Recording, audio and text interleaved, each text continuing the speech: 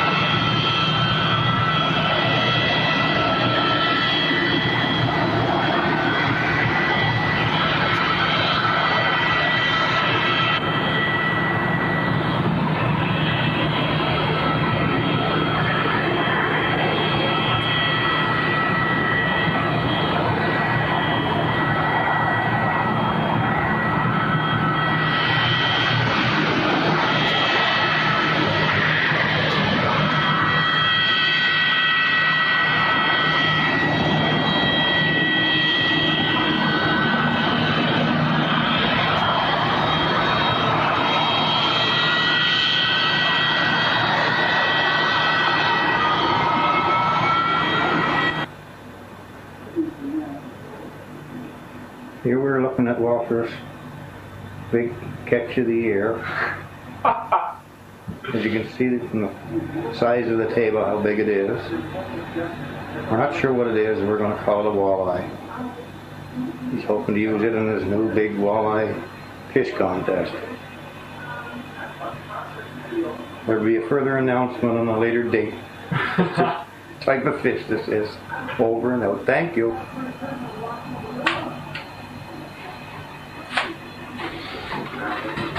Is that playing? Is that playing? Well, it was a vicious fight, but the way I see it, the eyes are either him or me. Actually, I went after my father-in-law and I threw myself in the water. And of course it bit me and took me down for a roll of death, but it was worth it to save dear old. Here we are on the top of Elsa's, in front of Elsa and Walter's apartment. This is their balcony.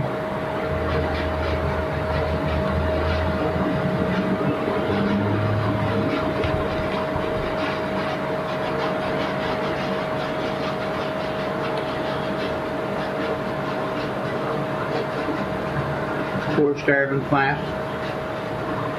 Noise in the background is the air conditioner. Or maybe it's out the front ground.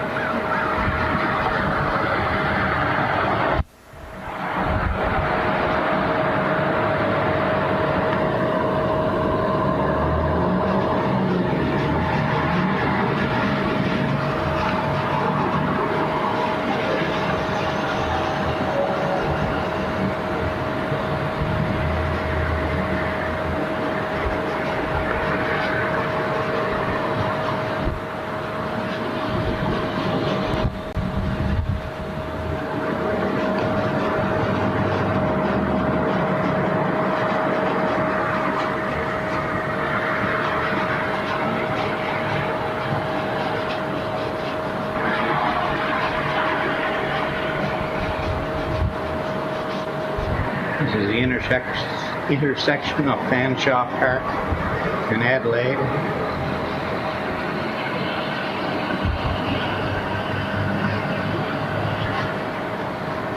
Walter and Elsdale in Adelaide. That's Fanshawe down there.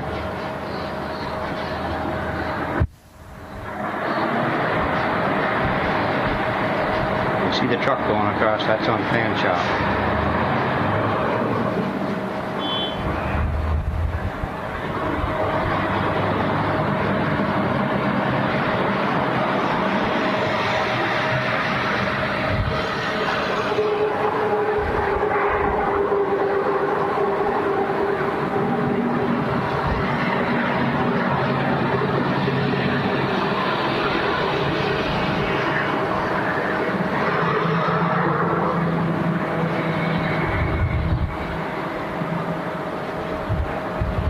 Little picture of the horizon.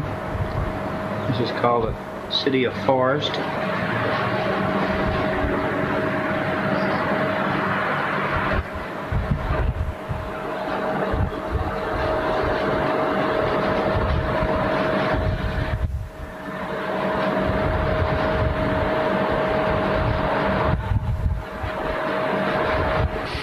This is a picture of Elsa washing dishes. A rare commodity. This will be an antique in a very short time. Available for sale. I'd be surprised what they do nowadays, dear. I even wash floors. With their tongue. I didn't know it. I expect a lot from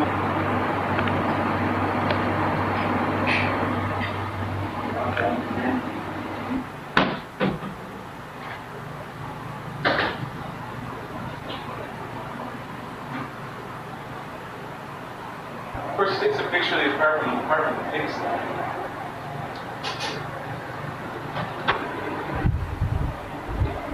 This is the most trusted item here today. Temperature approximately 32 degrees.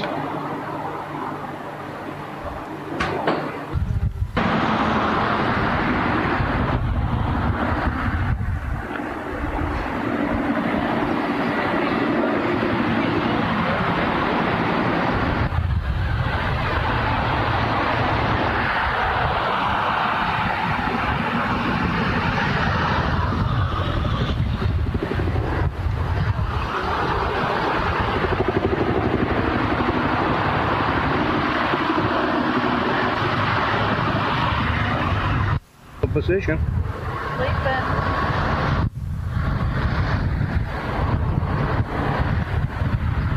Red Fisher. Red Fisher.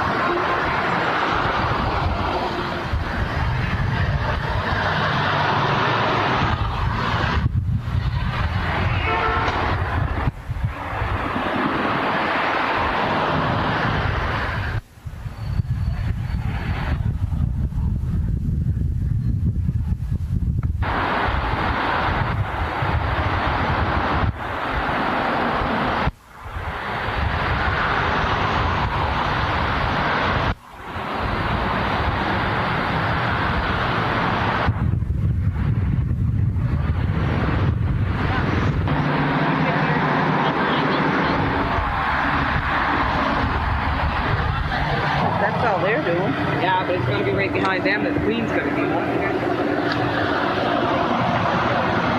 Well, we're going to come see it? No, we don't want to. I don't want to get in front of rain.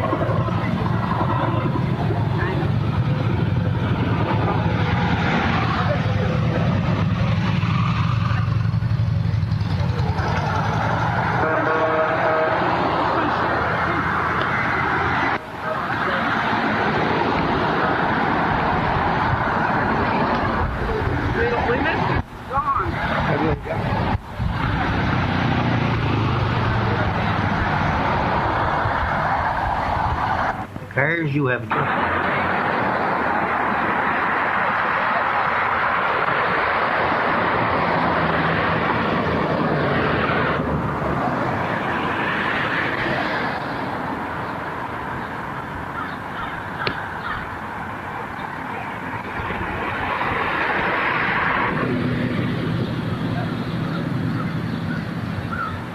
This is the flame that the Queen Mother lit yesterday, and they're going to try and keep it burning until they find a cure for diabetes.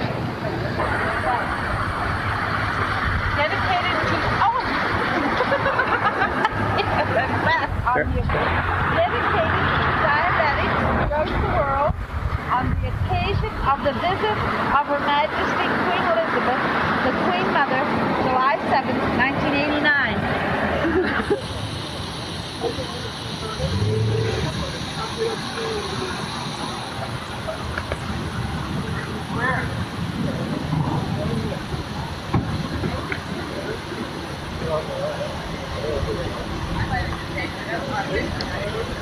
This is a monument of Frederick Banting, first moon discovered in Sloan.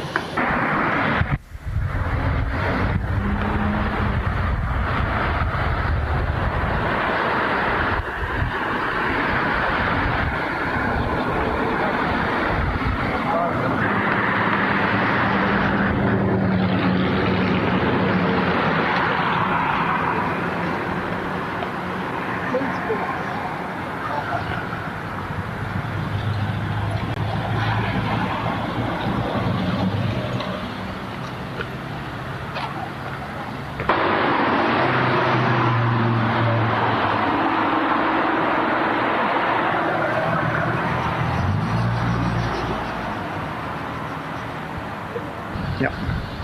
Sir Frederick Banting conceived the idea which led to the discovery of insulin in this house on October 30th, 1920.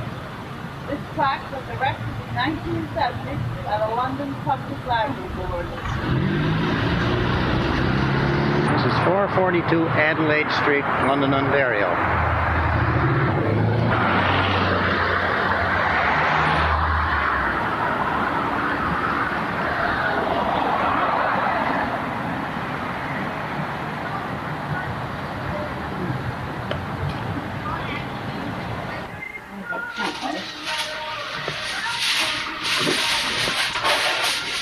That's what Kenzo's one of them. You don't like it? Oh, I don't know. I get tired of it. It's brand new. You go like a kid, eh? Well, he's had it since he's had it over a year. I'll keep it done after show you the recent cases of this and cases of that. I like buying it that way. No. Yeah. You bringing that to the Big Nickel? Yep. The Big Nickel. Nickel Mine, Sudbury, Ontario.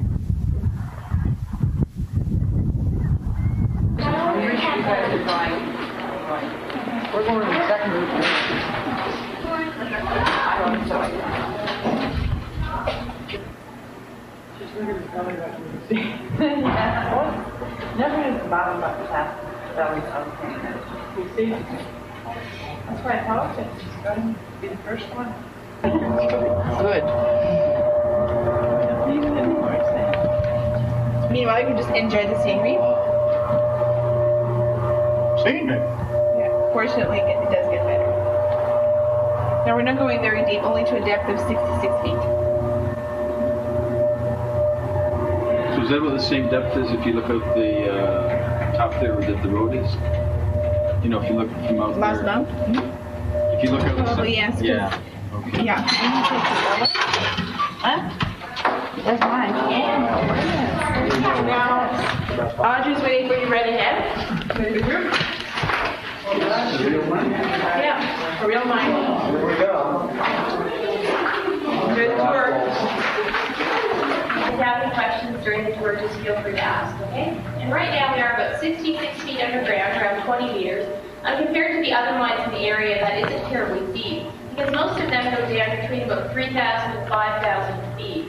The deepest is 7,400 feet. That's the crate number 9 shaft, so that's about 2,200 meters. So we are relatively shallow in comparison.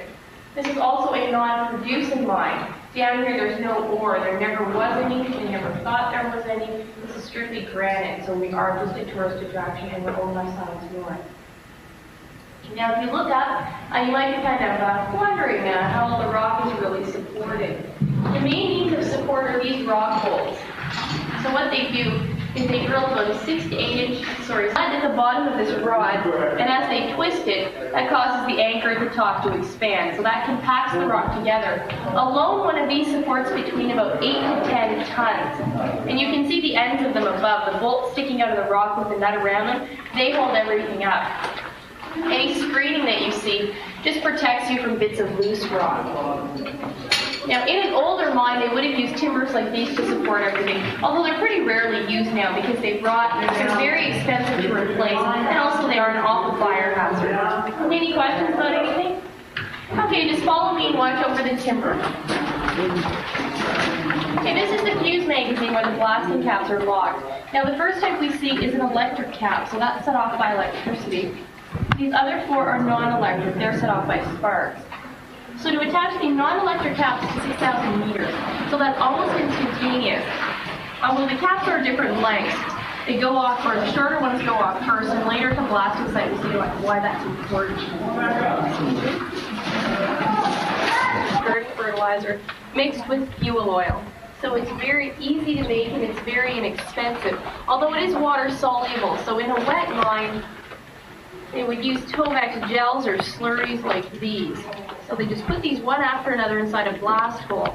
And the consistency of the material inside is just kind of like jello. Don't pull on it, just touch it. No, don't pull on it. Okay, you want to touch it? Touch it. Okay, there we go. No, I over don't. Here, you can pull it out. It just packs the anvil tightly inside. And you can see the 2 different methods of putting explosives in holes over here as we look. This is used to drill holes horizontally into the face. It's used mainly to set up blasting sites, and it doesn't drill more than about 12 feet. It weighs about 110 pounds.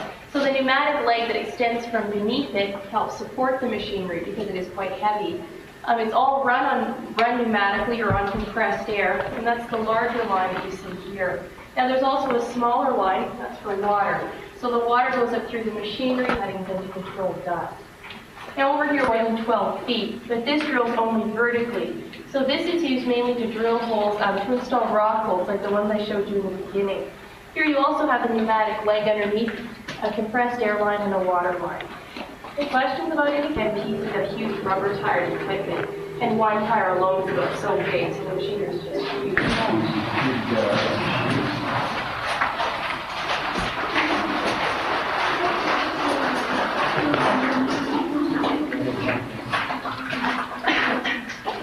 Yeah, this is a long hole drill. Now obviously they call it that because it drills long holes.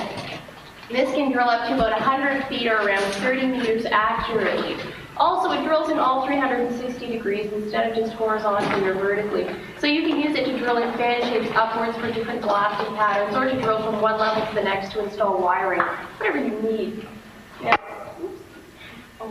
this is the drill bit. Good thing it's made of one of the toughest materials known to man. It's made of tungsten carbide. So that only has to be sharpened or replaced about every 100 feet. And there are holes here in the top and the sides of the bit. So the water goes through those holes and helps to cool this and to clean up cutting and to control dust.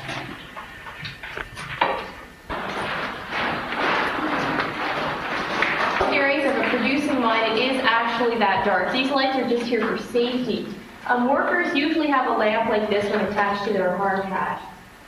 So in case anything happens to this lamp, and if a worker should be alone for some reason, they if we can move all the way in. Now this project was started about 10 years ago by our local mining company, Inco, and our local university. One of them is that the temperature as you go down gets much warmer the farther you go. And also it's constant all year long. So potentially you could have a 365-day growing season. Now also underground you don't have any bugs, well the farther you go down. So if you don't bring any with you, you don't have to kill any, and it's a pest-free environment. Now all the lamps that are above are metal halide lamps. So those are giving off the same type of light as the sun, although they are very energy efficient and they give off very little heat. They're all controlled automatically. They're on for 18 hours a day, and the plastic sheets on the walls work to reflect that light, so it doesn't absorb into the rock, it just goes back onto the plants. Now they're fed automatically through the feeding system behind me.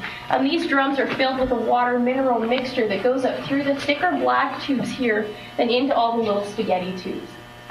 Now Inco used to have a much larger vegetable garden where they grew tomatoes and carrots and radishes and so on, although the only thing they grow underground now are jack pine seedlings, and they grow about 60 to 100,000 of those each year. Most of those are replanted on the surface, and they planted about 1 million since the project was first started about 10 years ago. Do you have any questions about anything? You're very long, so it's still pretty small. Okay, can anybody guess what's directly above us on the surface, 66 feet up? Nickel, that's right. The big nickel's above us right now, so that gives you an idea of how far we walk and in what direction. Okay, questions? All right, if not, last person out. Okay, this area is an example of cut and fill mining. They used to do this quite a lot in the Sudbury area, where you would start at the bottom of an ore body, you work up and you take out sections of rock. So when you remove a section or a layer, you refill it with sand and cement. So that's the mixture you see there. Eventually the area is completely filled. That way you're not leaving a huge gap in the earth, you're making it all solid and stable again. Now you do have to get the ore out of here, so to do that, there's an ore towards the surface. Now this long orange tube on the wall, that's for ventilation, so that's hooked up to a fan or a compression system. Eventually that's hooked up to the surface, so that brings down fresh surface air. You also have an exhaust system. All the X's and O's you see on the back wall, they're important for blasting, because in the center of every X you have a drill hole. And that goes back about 8 feet, so that would be filled with blasting caps and an explosive, and 40 holes like that would remove that whole area. Although if after that blast you have any sections left of those 8-foot holes, maybe 2 or 3 inches here and there, they spray O's around them. That's the remains of a previous blast. That's a bootleg hole. It's very dangerous and also very illegal to drill in them or within 6 inches around them, because if there is any explosive left inside, any drilling could set it off. So they are very clearly marked. Any questions about anything? Okay, we're just going across to the blast. Explosives start in the center, and they work their way around until the lifters go off last along the bottom. They're drilled down on an angle to throw the rock forward so it can be more easily removed. But around the first hole, there are 3 larger holes. I think a lot of people do that.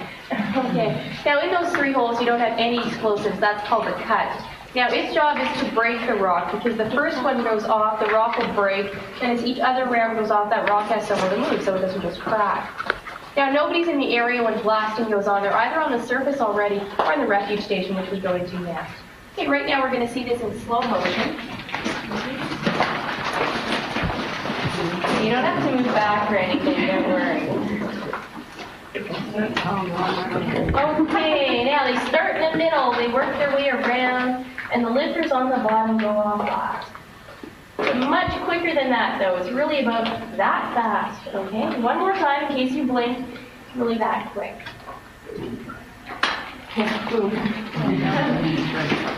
Like the walls, for example, they're sprayed with gunite.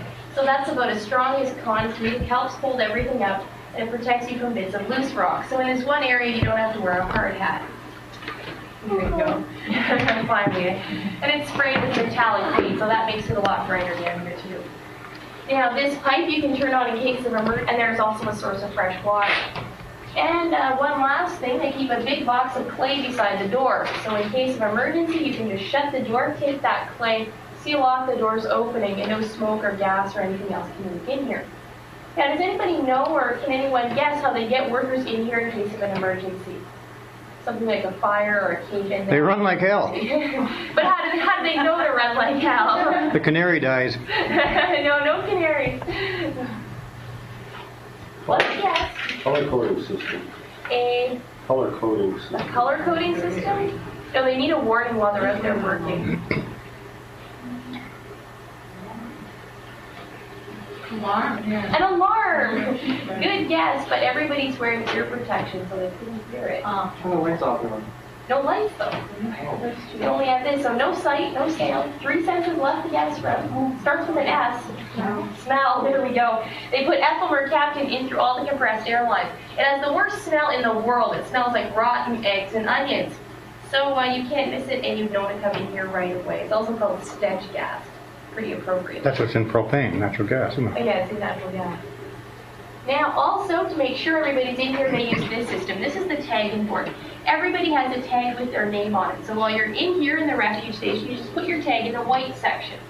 As you leave to work in the drifts, you just pick up your tag, you move it to the red section.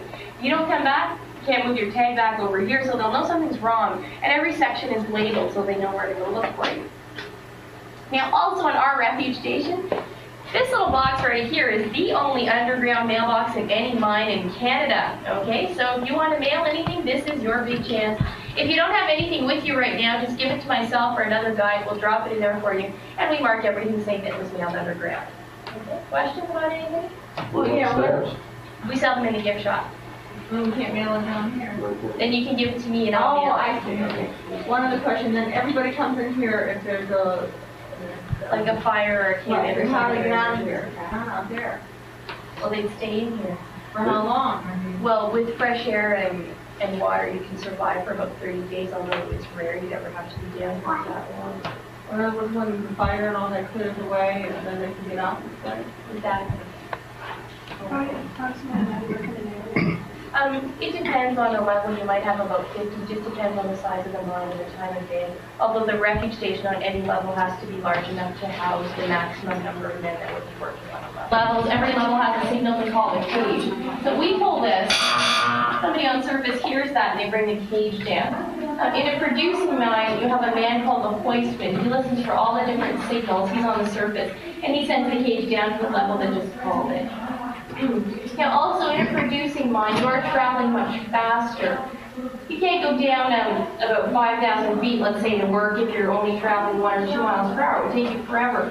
That's how fast our cage goes, about 1 or 2 miles per hour. So they travel at between about 20 to 30, where they more or less just drop you. You're also traveling with a lot of other men, usually between about 30 to 50. Now, the crate number 9 shaft, that's the deepest mine in this area at 7,400 feet. Their cage travels with about 90 men, 45 on top, 45 on the bottom, and they drop at about 30 miles per hour. Now, that's the 3rd deepest shaft in the world and the deepest in the northwestern hemisphere. The deepest in the world is about 12,000 feet in South Africa. Okay, what's your question? Here? No, but there are about 10 producing mines. Nickel mining in Canada. Canada is a leading producer of nickel, and the mining of this metal contributes significantly to the nation's economy. The industry is classified to February basis, whose mines have produced the greater part of the metal in this country. Another metal was discovered here in 1883, and mining for copper began shortly thereafter. But it was not until the 1890s, with the development of nickel-steel alloys, that the ore was mined, primarily for its nickel. The Creighton mine, which opened in 1900, became the largest nickel mine in the world. Narrated by Joyce Holbert. Yes, the government of Canada. Edited by Caroline Volkner. Yeah. As we go up there, you're going to see.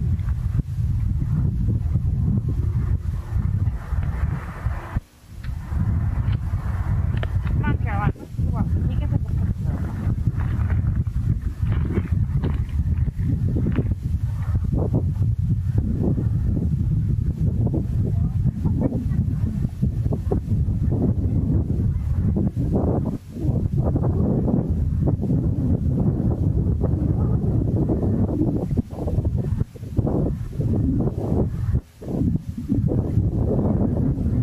Guys, step aside, you're covering up the whole view.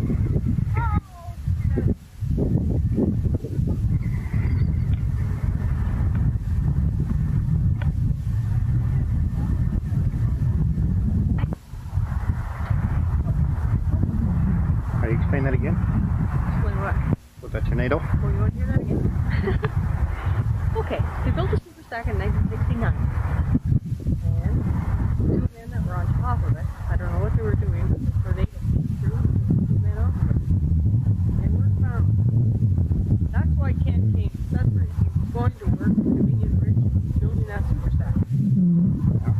They were never found?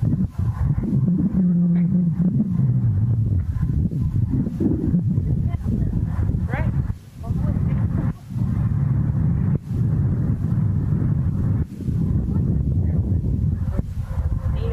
That's where the flag is, the red.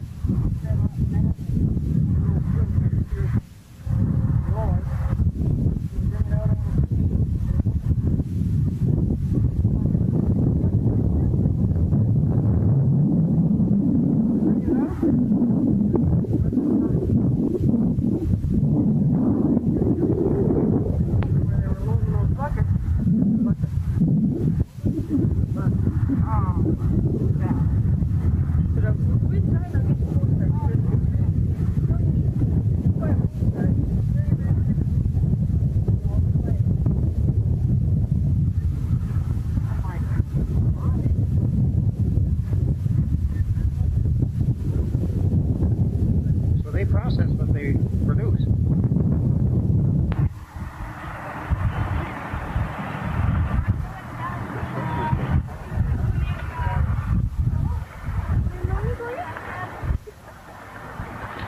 What's that tower way over there, Caroline? That's something to do with the cement factory. Where the cars, the train cars come in and they're loaded up to go out the other side. Well, Caroline, you never just put out your train car.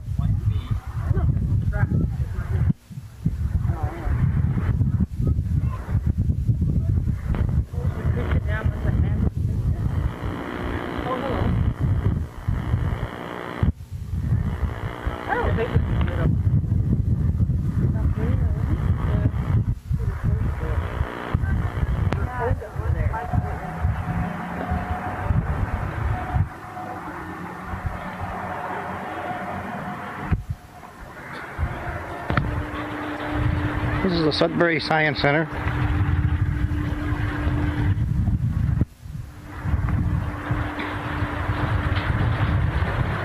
Needless to say, we're in Sudbury.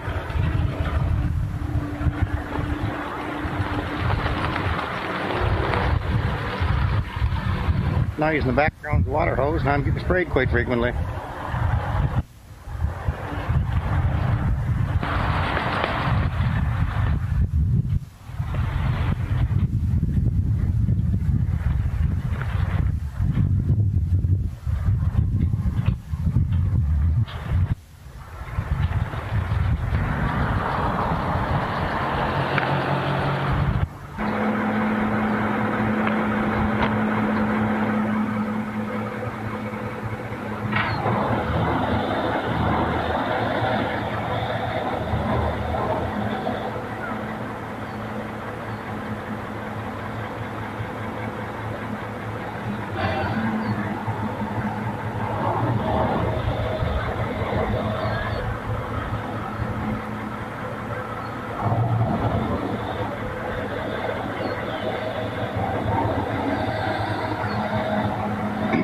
This is Kenny and Matthew and this big crane that just came in. This is where Kenny works.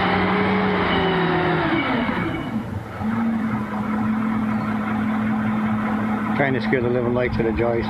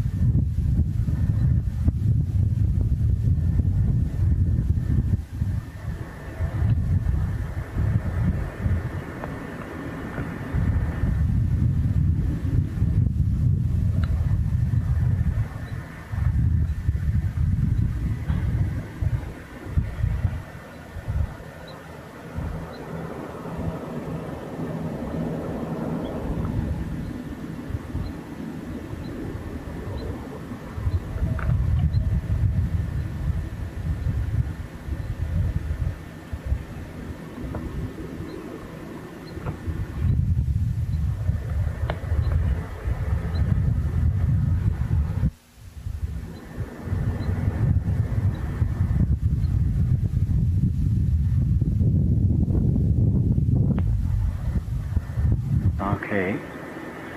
That's what I should show you is where they dump the slag. You want to get some pictures of that? Can you see it from here? Is that black? That's the black out there. Oh, yeah. But that's where, now, when you were here before, I think they were dumping it. Didn't we not come down and see the red slag running down the hills? Closed now, it's here. Eh? No, it was closed now, it's here. There was Oh, that's right. That was during the shutdown. That was for sure. The depression. Yes, for sure. But that's where they are there. As far as all there's nothing much there that's... So that black right there is the slag? Yep. That is the slag there. That is definitely the slag.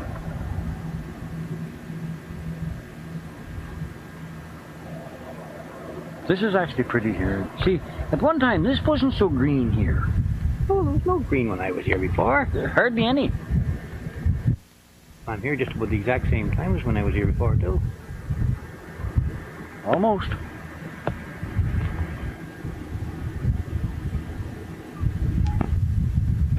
Hey, I added a camera. Yep, I'm back next week to get a picture of my gold.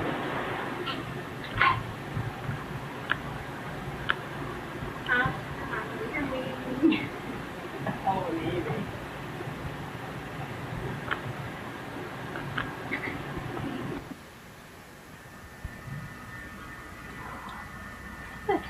Yeah?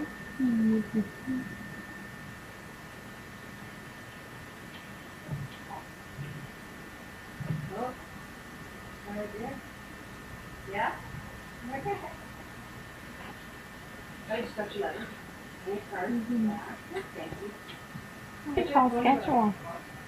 She did, yeah. She did. Prime time. I want to kill it. It's like a week. Ray, you can shut that off anytime you like. That's a good idea. Stick your tongue out on him. Yes, that's a real good idea. Yeah, he would have done just good. Good?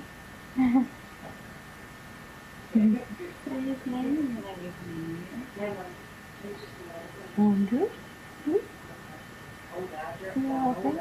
Stick with your tongue out of him. That's your great uncle. I'll be out with it this morning. Going in the morning. What's his middle name? James? Two tiny women coming right? These are very huge women. Oh, blocked it out. You do it. Got them now.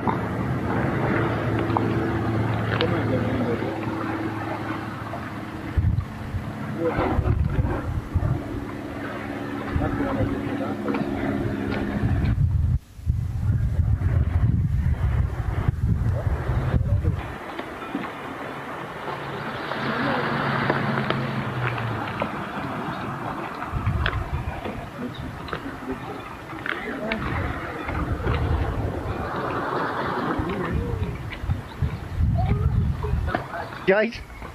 Yep. 20 years from now, you won't know where it is or when.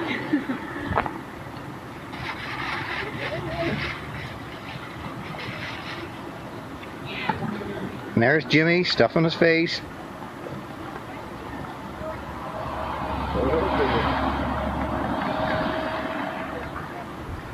There's Tank with her very large straw in her bottle.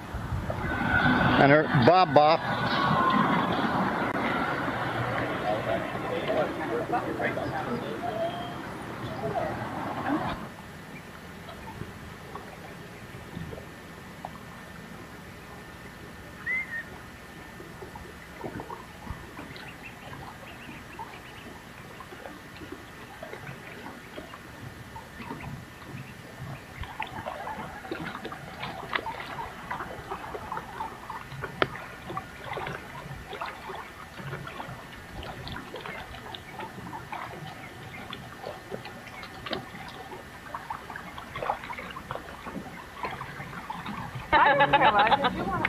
No. What'd you say his name was, Jim? Peter. Peter what? Lepich. Didn't hear you. Peter Lepich. Gone now anyway.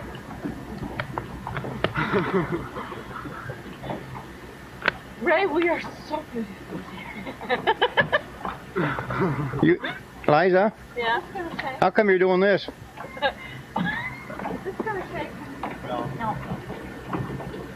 Let's go then. We'll get that tomorrow.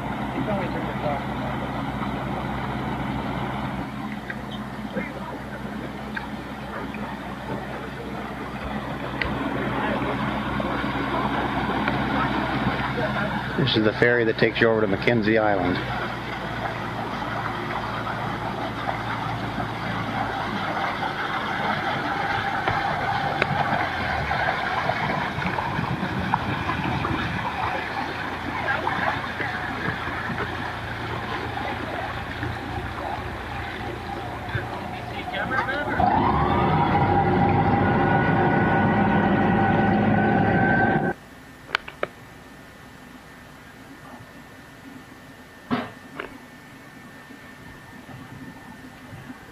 Lisa's asleep feeding AJ. There's AJ. Yeah. Just remark that it's nice to see Lisa up that time of morning. It's nice to see Lisa up this time of morning. It's 12:30. Why? It's only like 20 after 9. I wanted you to say that. Oh, shit.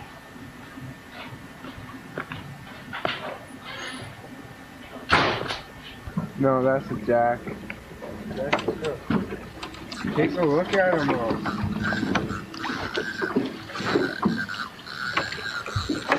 Jig. What's that coming Lively as ever seen on that. Really good.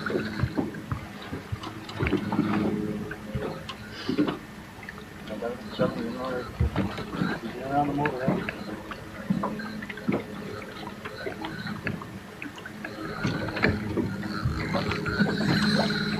That's the worst I've ever seen that. Right, he's getting tired. Yeah, shoving that big one on that hook that one wasn't irritated. That was a fight with that. But this guy's bigger though. No, no. Yes, yes. I don't want him near me. Just 1 second. Where are we going to put him in? Play with him a little while longer?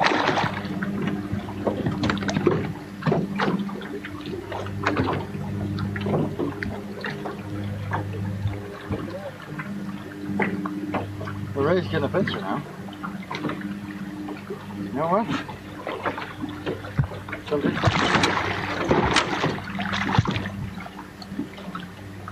Take this here.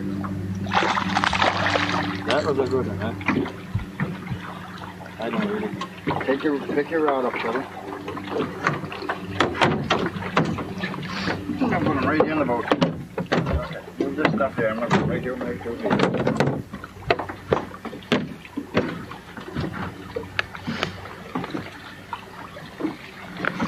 Oh, come take my rod. Get through this. This was a line, yeah. Take the rest.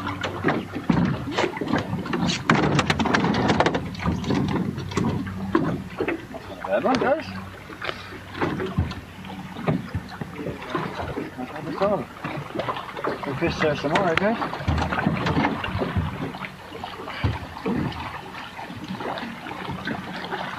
Bring it in closer to you, Jim. What? Bring it in closer to you. Okay. All the way up the head. You press up, they bring them, see the charters. Oh, up here, these here. Oh. And some people don't go ahead, Joyce. They put that seat stationary, okay? And they bend their stomach ahead. Like that. Okay? That hurts. Yeah. Yeah, I don't mind being on TV at least. I just wipe it off when I don't want it. He's not cute with that camera, isn't he?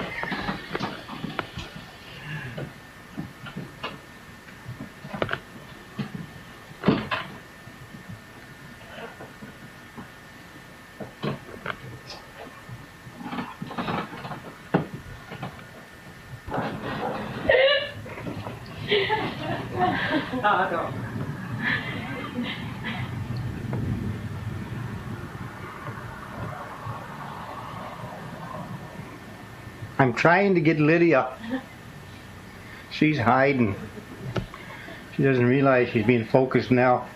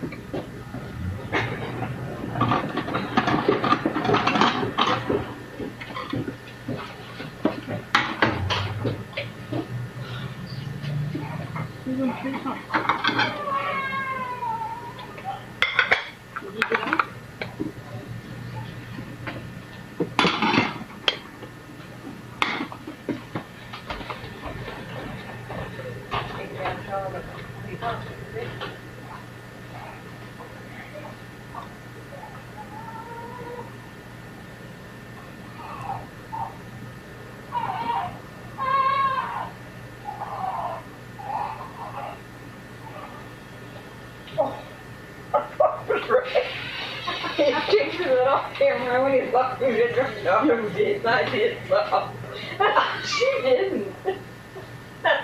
I said, all right, go on with all camera, you know, I'm recording everything you say. Dear. Oh, dear, you can wrap it. I was like me. It's never.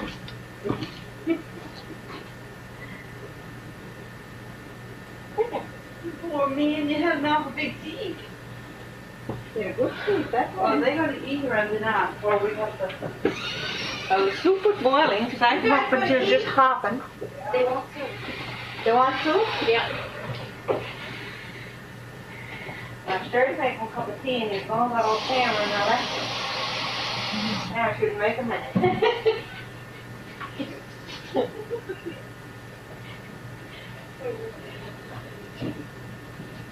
Is it still set up somewhere?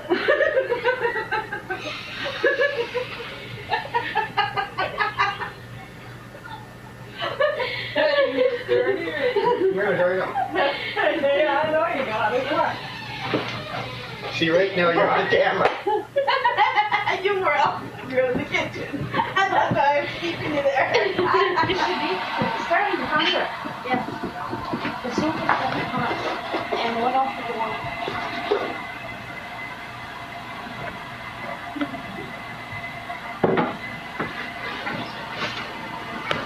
Oh, okay. Go on.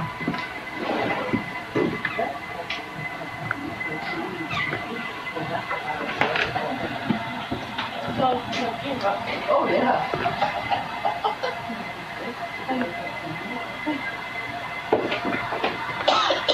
Where'd you go today, Lydia? We're going to have a cup of tea and breakfast. Lydia? What? Where'd you go today? Oh,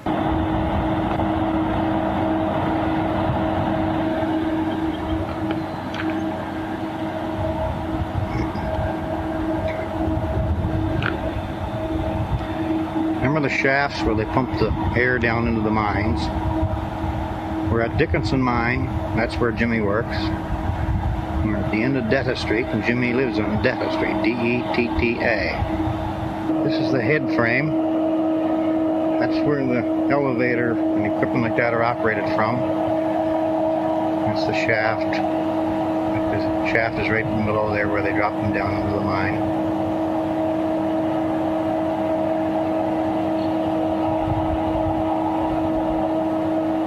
The noise in the background is the air being pumped down into the mine.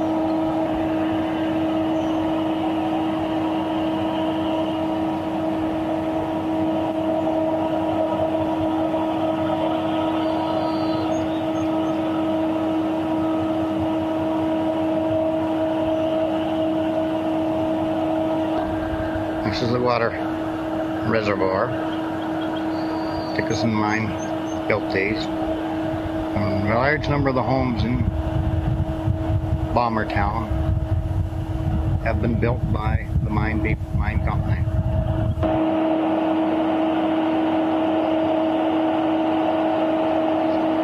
You see this path that's right here.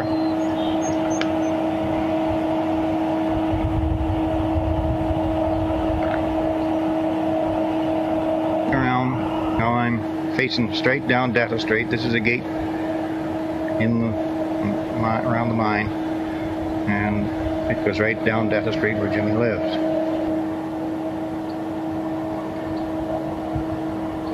Jimmy says it's 300 steps down the street to where he lives. Kind of believe him when it's the steps he takes, not the ones I take.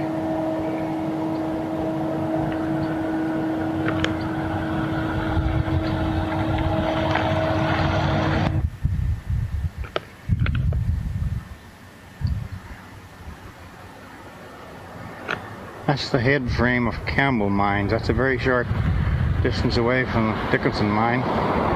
This is believed to be one of the richest gold mines in the world. Both these mines are gold mines. And this is believed to be one of the richest mines in the world. And I'm still standing on Data Street, very close to Jimmy's place. This is Jimmy's house.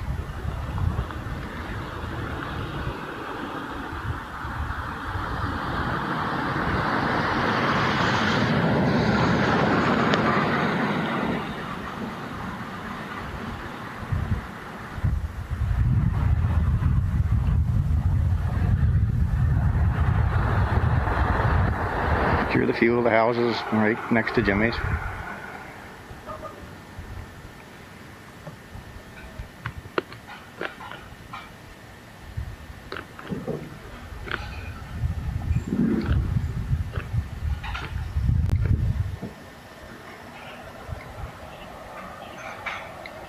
You're across the road.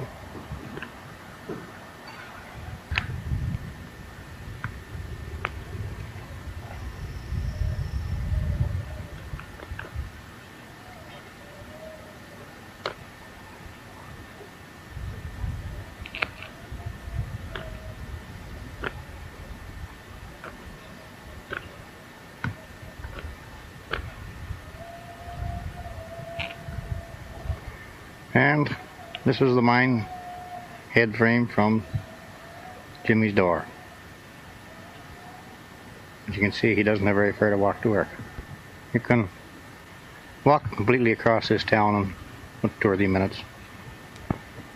Are you going to get when this is over with? Except for the little baby. This is the 4 generations. He's taking that. Andrew James, Lisa, Liza, Lydia, and Carol.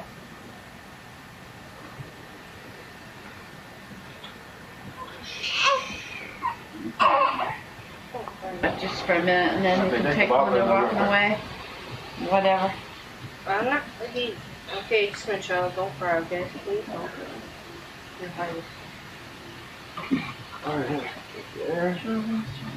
Don't touch my hair. Thank you. Tell me when you're ready. I'm ready. Good. Yeah? Okay, great. Check it out. You mean you took it when he said, don't touch my hair?